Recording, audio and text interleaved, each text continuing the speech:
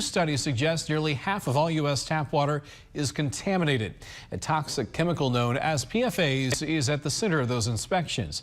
WGEM's Raja Maples joins us live in Quincy to show us what's being done locally. Raja? Yes, PFAS are known as forever chemicals. That's because they're resistant to water and they can last in the bloodstream for years. I spoke with two local water districts about this toxic substance and the safety of your water supply. Illinois' Environmental Protection Agency began sampling community water systems for PFAS a few years ago. Only now has research shown that there's some health risks associated with consumption. PFAS were developed in the 1940s when Teflon, a nonstick cookware coating, was created. The U.S. Geological Survey says the toxin is now used in everything from clothing to plastics. Now the EPA is in the process of addressing PFAS found in the water supply. Our levels are right now are below what's called the guidance limit. There's no official standard yet. This is something that EPA is still developing.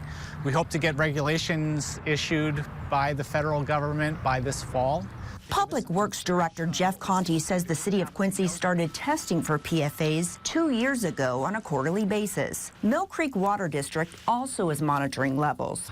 In the summer of 2021, somebody from the government came in and they actually did the testing in June of 21. The contaminants were not found greater than or equal to the minimum reporting levels. It recently tested for PFAS and is now waiting for results. According to the Centers for Disease Control and Prevention, most people in the U.S. have been exposed to PFAS and have them in their bloodstreams. Now, scientists are still researching the healthful, harmful effects of PFAS, but the CDC says that this can negatively affect hormone levels, liver function, birth weights, and even increase your risk of some types of cancer. Daniel. All right, thank you, Raja. And you can undergo a blood test to detect any amount of PFAS in your bloodstream. However, scientists are still determining possible health effects.